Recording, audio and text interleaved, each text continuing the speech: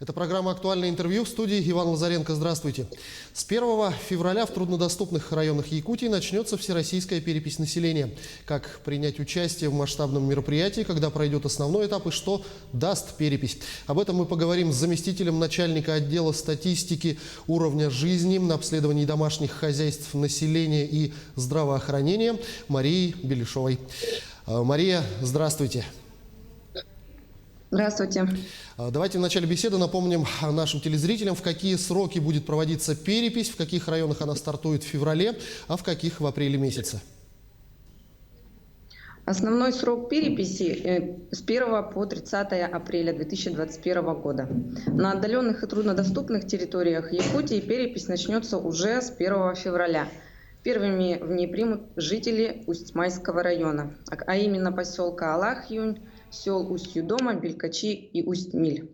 Всего в феврале будет переписано порядка 370 человек в Усть-Майском районе. Остальные жители отдаленных и труднодоступных территорий будут участвовать в переписи с 1 марта по 30 марта.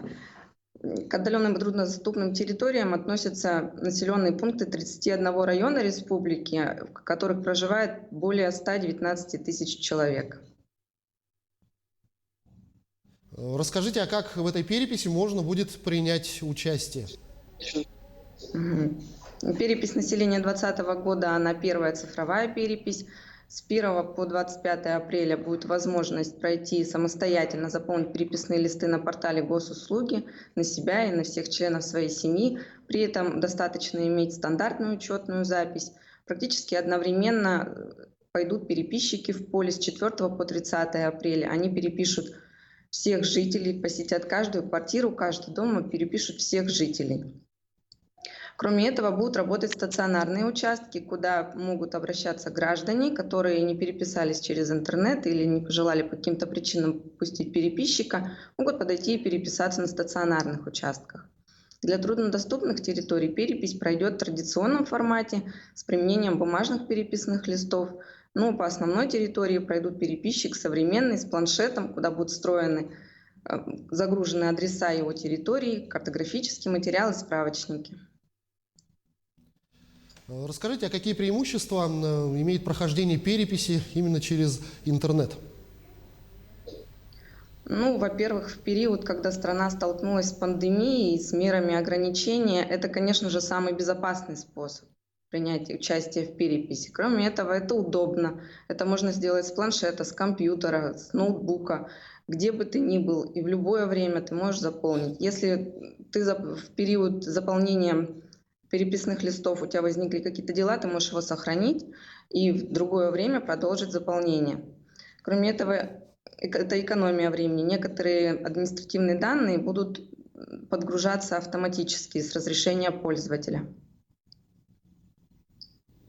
Но вот кроме возможности интернет переписаться, все-таки переписчики остаются. Скажите, подобраны ли уже переписчики и как можно стать переписчиком, если вдруг появилось такое желание у человека? Да, в ряде районов уже завершен подбор переписчиков, уже все набраны. Вообще всего в республике необходимо подобрать более 3000 переписного персонала. Уже сейчас Саха-Якутия-Стат набирает кандидатов, мы формируем реестры, поэтому если вам исполнилось 18 лет, вы можете обращаться в адрес Саха-Якутия-Стата. Информация о том, как стать переписчиком, размещена на сайте Саха-Якутия-Стата. Часто переписчиками работают студенты. Они потом в дальнейшем могут продемонстрировать свой опыт в своих резюме, как показатель гражданской активности, организованности, коммуникативных способностей. Это захватывающий опыт, который даст вам почувствовать причастность к истории. Каждая перепись по-своему уникальна, по-своему интересна. Нет-нет, да возникает вопрос, а зачем вообще проводят перепись населения? Неужели того, что Росстат знает благодаря налоговой, фонду обязательного медицинского страхования, Министерству внутренних дел и других ведомств, неужели этих сведений недостаточно? Перепись в первую очередь дает точную цифру численности населения, ее распределение по территории, ее состав, условия жизни. Но основная ценность переписи в том, что она дает связанные данные. То есть ЗАГС может нам дать информацию о том, сколько родилось детишек в определенный период. Но ЗАГС не может нам дать, сколько проживает сейчас на определенной территории детей в возрасте год, 2, 5 и так далее. Ведомства не могут нам дать информацию, сколько мамочек в возрасте 18-24 года родили первого ребенка, второго ребенка, третьего ребенка и так далее. Информация об образовании населения. Ведомства имеют информацию о том, сколько выпускников высших учебных заведений, но нет привязанности к местности, к полу, где проживает население с высшим образованием, средним образованием и так далее. Кроме того, это, конечно же, национальность страны, его языковые, на каких языках говорят в стране и какие используют в повседневной жизни. А кто подлежит этой переписи? Насколько я знаю, участие в нем все-таки дело сугубо добровольное. Переписи подлежит все население, которое проживает год и более на определенной территории. Кроме этого, переписи обязательно подлежат военнослужащие, осужденные, лица, находящиеся в социальных учреждениях, работники, работающие на отдаленных от населенных пунктов территории, это метеостанции, это гидростанции, кордоны, заповедники.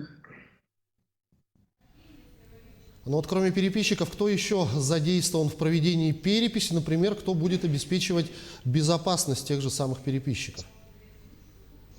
Да, в организации переписи задействованы, кроме органов статистики, и другие ведомства. Например, Министерство обороны обеспечивает перепись военнослужащих, УФСИН обеспечивает перепись осужденных, органы МВД обеспечивают безопасность переписного персонала при посещении неблагополучных адресов. Министерство здравоохранения, Министерство труда обеспечивают перепись граждан, которые постоянно проживают в социальных учреждениях или учреждениях здравоохранения. Ну и, конечно же, средства массовой информации. Отводится самая важная функция, ее задача и заслуга в том, чтобы донести до населения важность переписи, способы участия переписи, что это дело несложное, недолгое, но очень важное.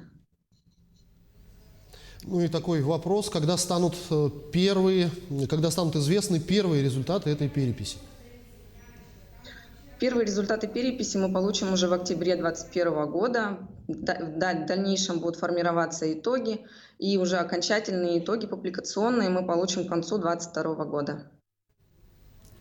Мария, я благодарю вас за эту беседу. Спасибо, что ответили на наши вопросы. Всего вам доброго.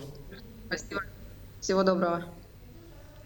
Это была программа «Актуальное интервью». Но предстоящей переписи населения мы говорили с заместителем начальника отдела статистики уровня жизни, обследований домашних хозяйств населения и здравоохранения Марией Белешовой. Берегите себя и своих близких, обязательно носите маски и соблюдайте дистанцию в общественных местах и дезинфицируйте руки. До встречи в эфире.